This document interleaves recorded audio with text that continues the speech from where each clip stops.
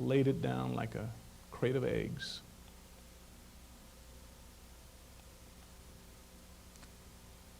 And again, this is results of that jerk dropping it. Now, downstairs in the basement here someplace is a display for bonehead tricks, you know, guys who goof. I saw it today. The next morning, this is hanging over my desk.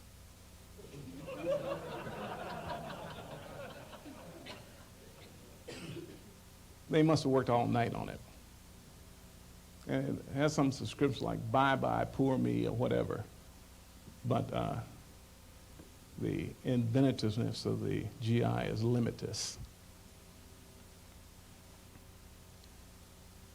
We did not celebrate the crash, but we would have a party at a moment's notice on anything. And this is a bunch of jolly green giant pilots with green suits on. And we didn't fly in these things, these are party suits.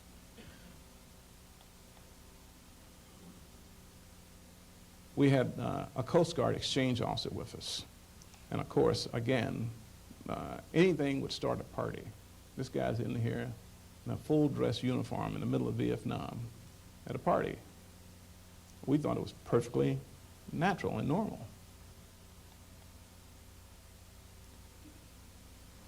This has some pretty serious implications here.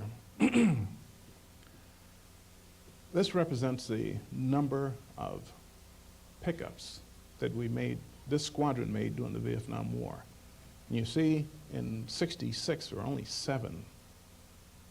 But in '67, there were 174. In '68, 263. Now, that doesn't really represent the number of airplanes shot down. That represents the number of pilots that we were able to rescue. So, you don't have to do any rocket science arithmetic to realize that we lost an awful lot of airplanes over there. And a lot of people.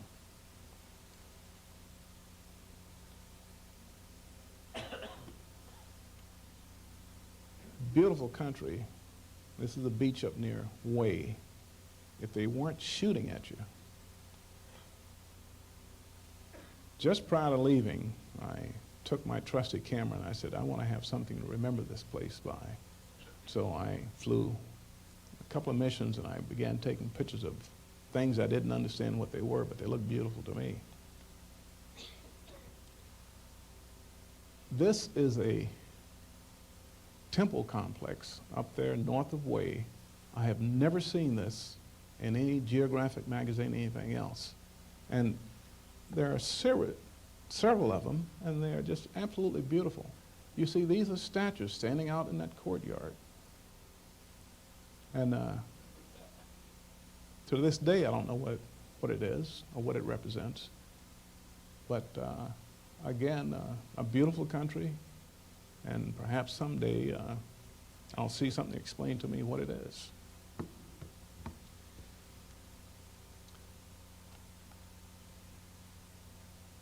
This is the Perfume River that runs through Hue. And perfume is the wrong word.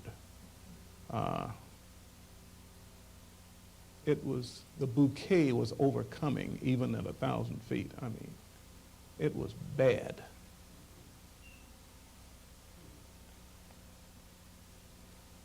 They thought I'd gotten too hot in Vietnam, so they said, we're going to send you someplace to cool off. This is Seattle, where I got on a ferry. And we shipped up the inland waterway to Alaska, got off the ferry at Haines Junction, and this is when I was introduced to the state bird of Alaska.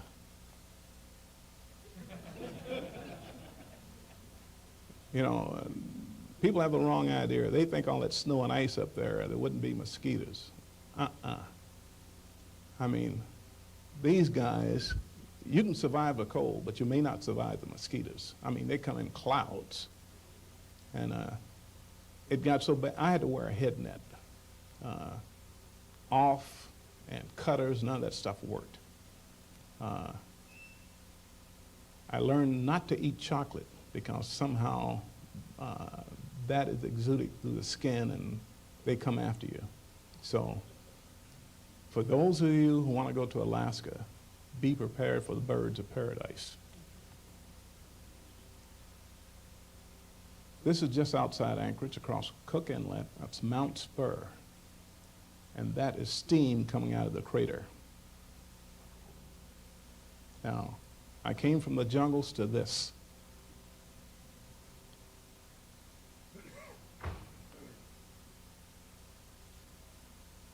Even on a relatively warm day in the wintertime, the Cook Inlet's frozen, and they deliver stuff by container ship into the port.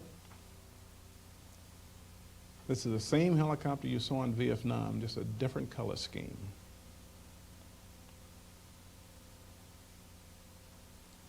And this is the terrain that we had to fly, not over, through the passes and around the passes.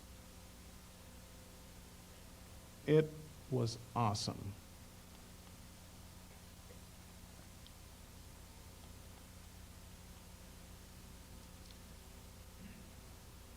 This is out my back door.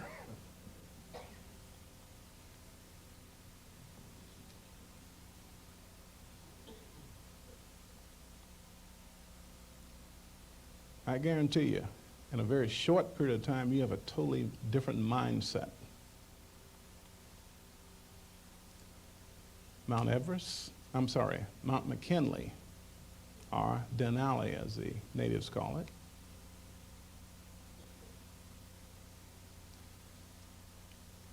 This is Cook Inlet, and that's slush ice out there. Now, I have not told you before, but in Vietnam, I was able to pick up 5 people. One F4 driver in Thailand, and an HH3 Jolly Green crew got shot up up near the DMZ. I had to go in and pull them out. But the rescue that sticks in my mind more than anything else, we had an F4 on Found La Porch into Elmendorf. And as they went through a cloud, the guy dropped the flaps and apparently got a split flap condition, rolled it over on his back, and they ejected in Cook Inlet in February. Well, it turned out that I was sitting on the pad looking out towards Cook Inlet when his wingman came up screaming, "Mayday," and I saw him. And so I just put the goose to it and hit it in that direction. Well, the guy wouldn't get off the radio. He was screaming and yelling about Mayday and my wingman's down and so forth and so on. I couldn't even get on the radio. And finally, when he took a breath, tower came up and gave me a vector out that way someplace. I ignored him, and I was able to tell the wingman, "Shut up, keep circling, I see you, I'm on the way." We were able to pick up those 2 people and get them to the hospital 15 minutes after he bailed out. And they wouldn't have survived another 2 minutes. Got both the back seater and the front seater and into the hospital, and what they have is a big vat of melted paraffin, and they just totally immerse them in there to bring the body temperature back up. And I would see that guy or his wife on base months later, and he would come up to me and say, "Thanks." Hey, no big deal. He said, "Thanks anyway." And he said, anytime I got cold, his arm would ache. But I just happened to be in the right place at the right time. Else they wouldn't have survived. They never found the airplane. The tides up there run 30 feet. About 2 months later, they found the helmet of one of them down at Kodiak Island. So they never were able to find out what happened to the airplane, whether the split flap or what happened to it. But they were so lucky.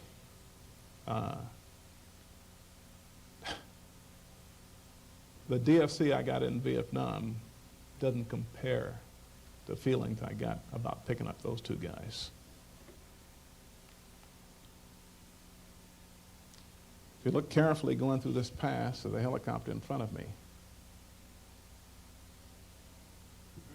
again, we didn't have the capability to fly over these mountain ridges. We had to fly through passes like all the bush pilots did.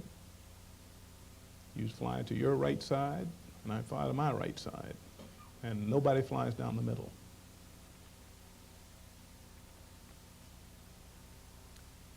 I'll show you a phenomenon here.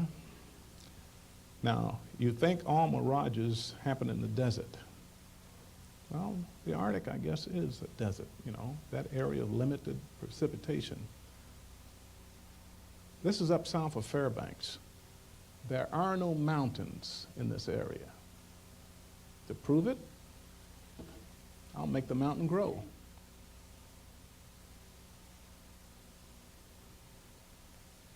If you look closely, you can see a line across here. It's an inversion layer. Those mountains are in the Brooks Range about 300 miles away.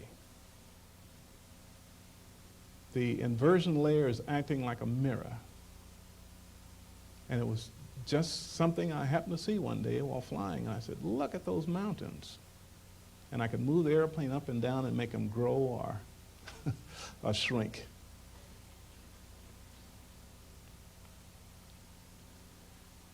You've heard of the dew line in Alaska. Well, these are the big antennas up there, the ballistic missile warning system. To give you an idea of how big they are, these are buildings down here. They are absolutely humongous.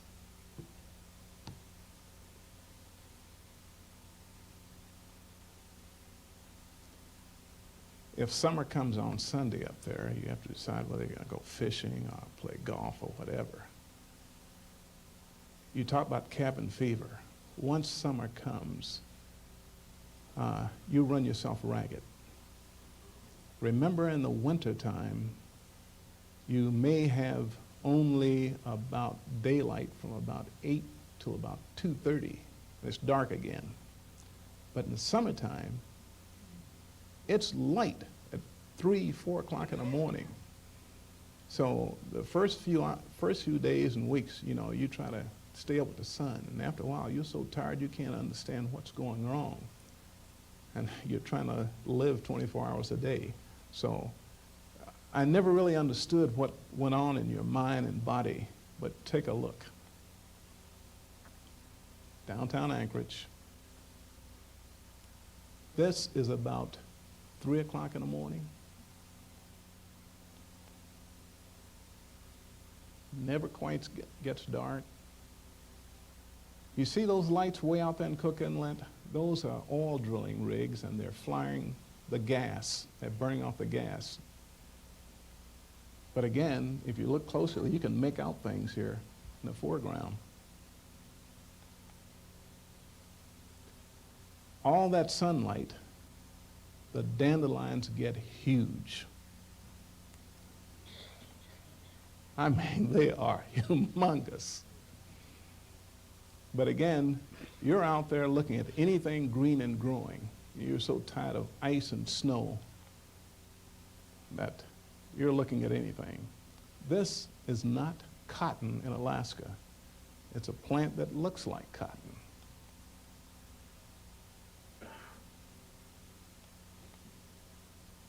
That's a salmonberry.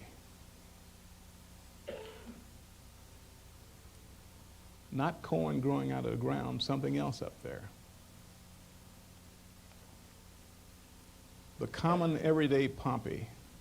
Again, you get this mindset that you've got to see all this stuff before it goes away again and you're back into the snow and ice.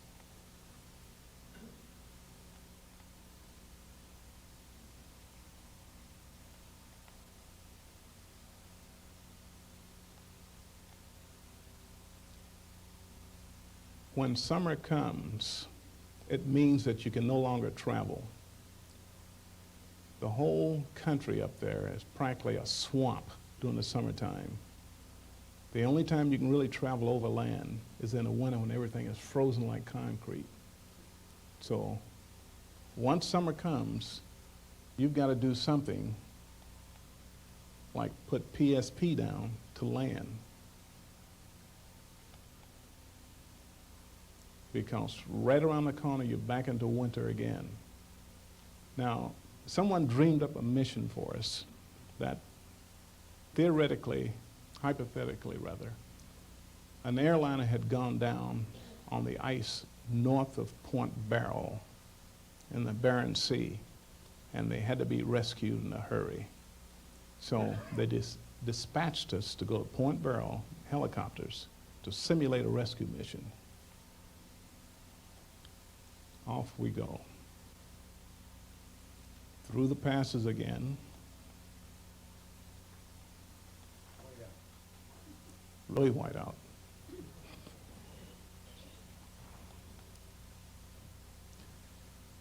Can't make it all the way. Here comes our filling station in the sky. We just line up and take on gas. Point Barrow, the Naval Research Center at Point Barrow, Alaska.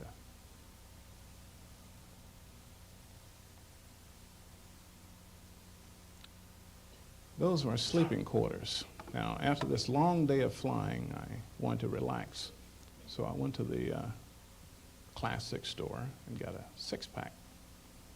Took it back to the BOQ room, and I couldn't understand why the bed was on a platform. But anyway, the heck with this. I put the beer on the floor and I went to sleep. I woke up the next morning and all the beer was staying out of the heads of the bottles, those that weren't cracked. It was frozen. Now I understood why the bed was on a platform. The floor was below freezing.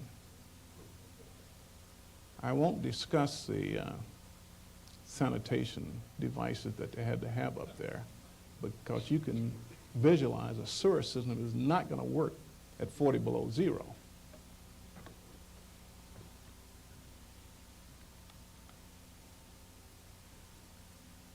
But off we go the next morning out over the ice cap. Most of you have seen jet aircraft flying over, pulling contrails. But I guess you never thought a helicopter would pull a contrail. Remember, we're sitting at 40-something degrees below zero, and every gallon of fuel you burn converts into about 5 or 6 gallons of water. That water comes out, it's ice crystals. And that's what a contrail is anyway. So a helicopter can con.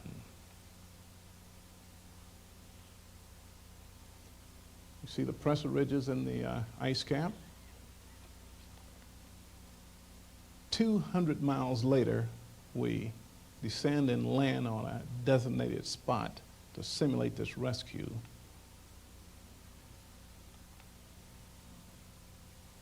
Stomp around the snow and ice, hoping there are no polar bears around. And once again, remember my friends, I was there.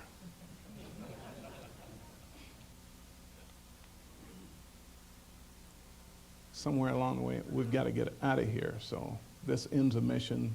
We proved our point, whatever it was, and we pack up and leave. Back in the local area. Now, the civilian types up there, the bush pilots that you all read about, you know, this has been going on. There are more airplanes in Alaska than any other state in the Union, by the way. And they've been flying airplanes up there since the 30s. This is an old Curtiss Robin for you aviation enthusiasts. And take a look at this cockpit. Wood panel. So somewhere along the way I said, I've got to have one of my own. I bought a Stinson.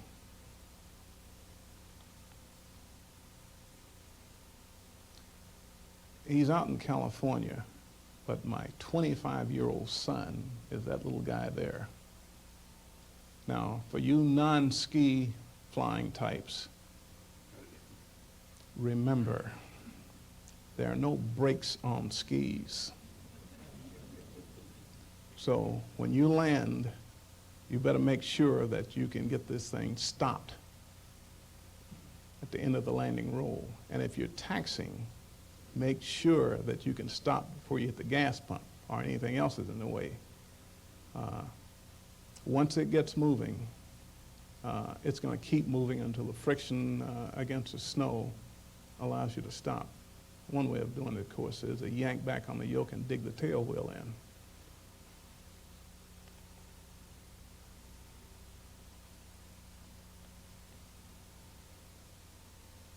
For you, those who didn't know it, you know, North Pole, Santa Claus, and that kind of good stuff. This is on a mountain overlooking Anchorage.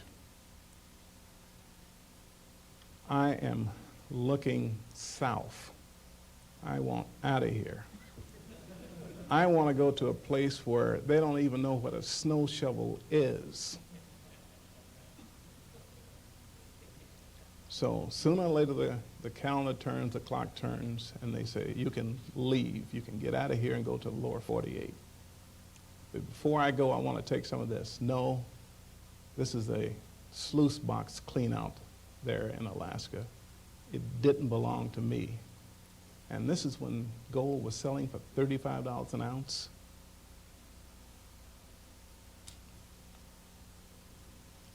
This is what I came out in. Down the Alcan with my camper and trailer, wife and 2 kids. However, remember, I've got an airplane in Alaska. So I went back on this to retrieve my airplane. And a good friend of mine, he and his wife wanted to go on vacation back to their home, which was in Milwaukee. So they said, we'll buy the gas if you fly us down. Hey, such a deal. So we picked out where we were going, did our navigation. He was a helicopter pilot too. 3 o'clock in the morning, we set off.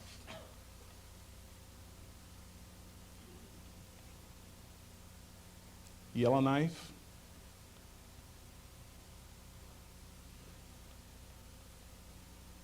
And if you look real close, you can see the Alcan down below us. Now, it took us 4 days of driving sun up to sundown to get out of that place. We were out in a day and a half in the airplane.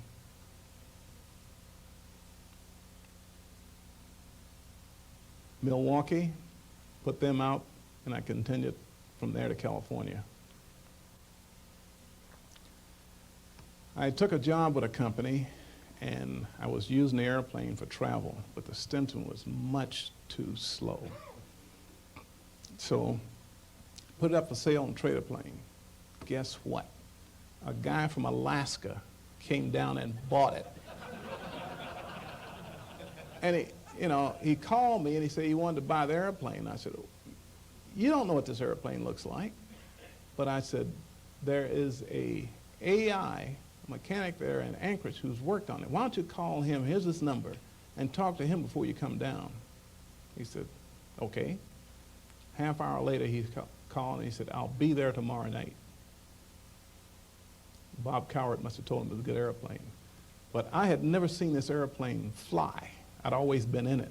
So when he gave me the cashier check, I took it to the bank. I asked him, I said, would you make a flyby so I can take some pictures of it? And it was gone. Now, I went through another airplane. This is the present one that owns me. But again, my biggest thrill in aviation has been something else. I got involved in a program with a guy just before I got out of the Air Force down in Los Angeles.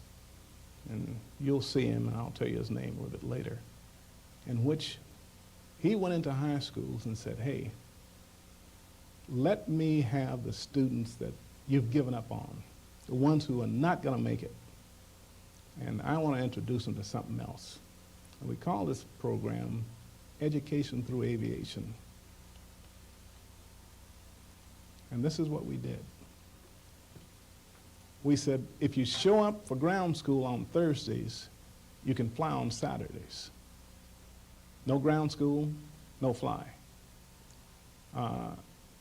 Los Angeles is a terrible place to get around if you don't have a car. These kids were hitchhiking in there. The guy who started, for you, those of you TV buffs remember Room 222, Lord Haynes here. And it was an extremely successful program.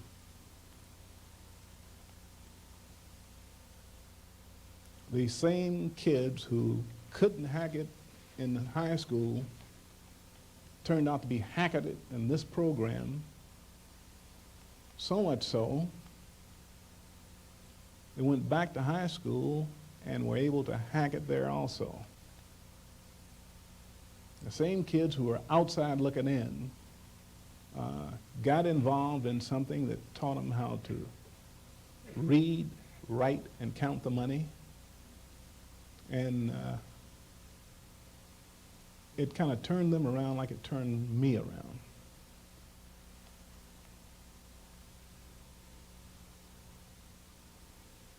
This is nothing more than another classroom. But you see them sitting up, attentive, listening, getting something out of it.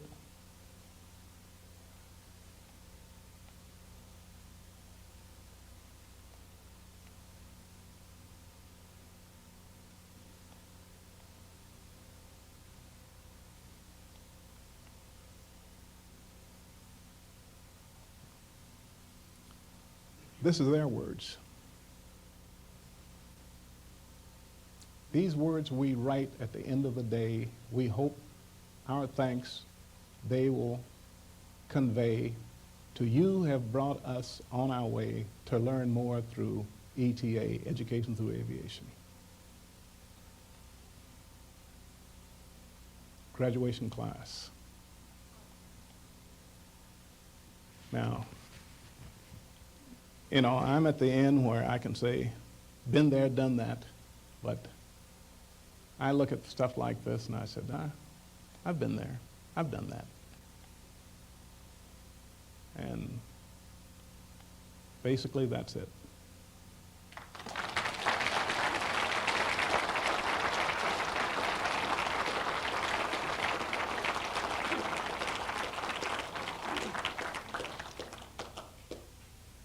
Bob's going to sit you down there comfortably in a chair. Okay. And I'll field the questions and repeat them so everybody can hear, and we'll shoot from a relaxed mode. Any questions for Emmett? Yes, sir, over there, please. The mission for recovering the downed aircraft at Point Barrow, how long did it take you to actually traverse from the base? We were up there in one day. The question was, how long did they run out from Point Barrow and back to make that recovery on the simulated down airliner? Well, let me change that. We were able to launch out of Elmendorf at Anchorage, get up to Point Barrow in one day. The mission started the following day. So the assumption was that we were in place at Point Barrow when the aircraft went down. I saw one back. Did I see one back there somewhere? Okay, go ahead, please. The service ceiling of the HH-3? I have refueled at 12,000 feet over Laos, and it was all I could handle. The airplane began losing efficiency up there, but I had no choice. It was rough as a cob down below, and I was down on fumes, and we'd gone into a base to get fuel, and they had none. So we called the Kingbird, the C-130, and he came over. It was real high terrain, and we were at 12,000 feet refueling. And I had to get in and get some fuel and get off because the guy behind me had less fuel than I had. So I would say the service ceiling on that thing before it fell out of the sky was somewhere around 15 grand. Okay, yes, down front, please. Speaking of Yeager, Yes. the year that he came to Charleston, what plane was that, from the Bernard Bridge, high school? He was based here at Wright-Patterson at that time. So let's put the time frame somewhere between 1945 and 47. He lives, as you well know, in West Virginia. I think the town is Hamlin. And he's often said that, he used to fly back home and show the folks the airplane.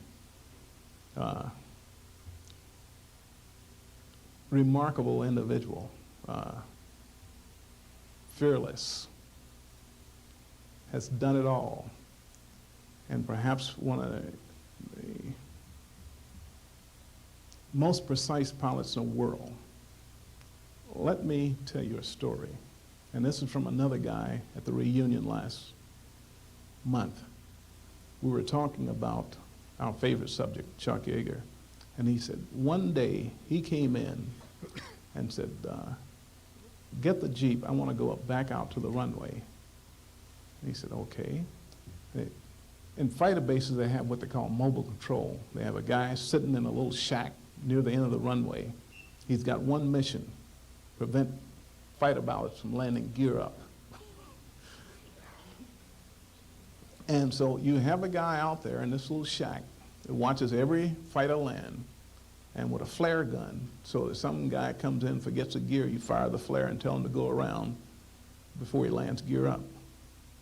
It don't always work. They still land gear up. Anyway, went out to mobile control, and he said, well, what are we looking for? He said, on landing, I saw a wallet in the grass. He said, what? Yeah, I saw a wallet. Now, there's no way on landing an airplane, a jet airplane, I'm going to be looking in the grass to see anything. But he went out and said they drove around, and true enough, there was a wallet laying in the grass. And it belonged to the guy in mobile control. This is unbelievable. One other story. This is in his book, and it happened to me. The F-86H, we had never fired gunnery in them. So we had a gunnery range in France out on the coast, a place called Cazaux. So he and I went up and we're going to fire at a ground target. And the guns in the F-86H were depressed for ground fire, to fire on ground targets. And we really didn't know how to set up the gun sight. So anyway, I pegged my sight at 1,000 feet. And that's the way I was going to fire. I went in and I thought I hit the target pretty good. So he said, how'd you do? I said, I think I did pretty good. He said, well, I beat you. Nah, no fighter pilot's going to admit somebody else beat him. I said, nah, you didn't beat me. So I was first on the ground. I went in a shack and got on the field phone. I called a range and I said, give me the scores. What'd I get? 35%. Ah. What'd he get? 89%. I left the base. And he later caught up with me in a club, and he said, I beat you. Yeah. He said, that airplane is great. I could see the bullets. I said, come on, Colonel. Give me a break. How now? You're going to see bullets now? He said, well, no, I couldn't see the bullets. I could see the vortex coming off of them. And I'm saying, this guy's impossible. But he wasn't lying. He was looking for the vortex off the shells. I mean, he was so good, the rest of us were pikers in comparison. But again, his big failing is he thought we were as good as he was. Back here, please. Yes, Chuck. No question. I just wanted to point out that Major Hatch was one of the party owners.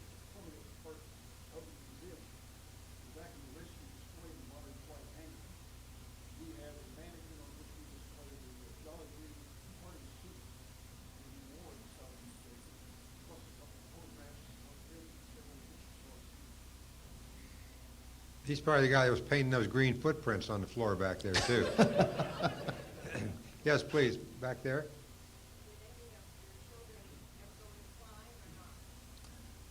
I think I have one or two wannabes, but the answer to the question is no. Please. Sir, did you navigate alone from Gooseberry, Newfoundland, across to Reykjavik, or did you fly information with a navigator leading you? Or did you have radio aids, or did you do it either solo or a mass formation operation? I'll answer every one of those questions. Navigational aids, I have more navigational aids in my Stinson than we had in those F-86s. We had an ADF, period. Navigator, I wouldn't allow one to get near me. No, fighter pilot, single guy in an airplane. But what we did have, they had a weather ship sitting out there, and we had SA-16s that flew in orbit out there in case we got in trouble and they could drop a reef in the water. It was an amphibian. They could come down and land. But in the North Atlantic, wasn't about to happen. You're on your own. You're on your own. Individual flight. No, we had a flight of 4. You fly in spread formation, so You could see each other over the whole trip. that's correct. So you could say, hey, I saw him when he went down.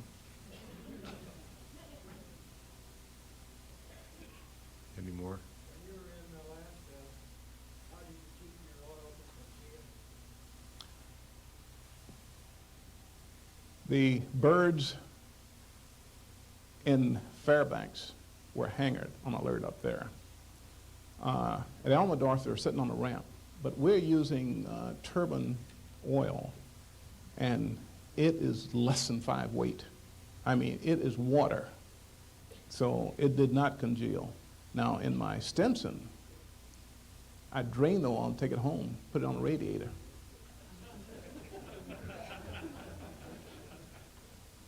Okay. Back here, please. Did I see a hand going like this? I saw a hand. Okay. Any more? Yes, down front, please. And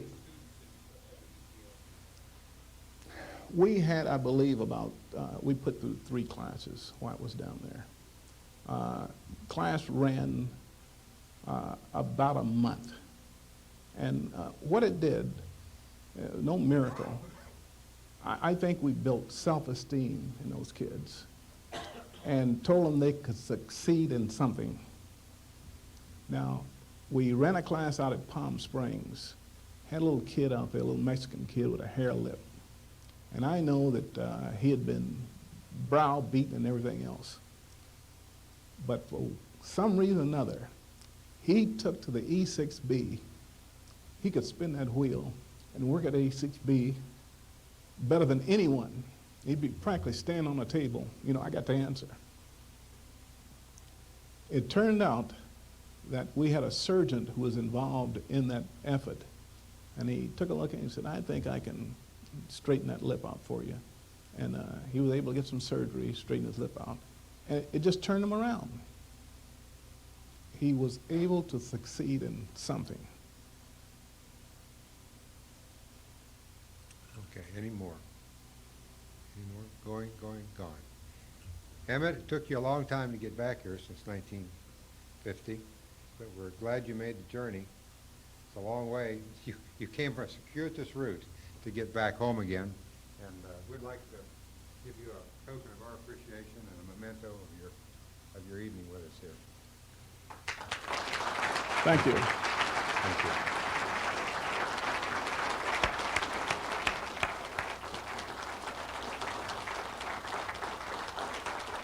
If you'd like to chat with Emmett or compare notes or tell of your stories in Alaska and compare notes on that, why, feel free to come on up and chat with him.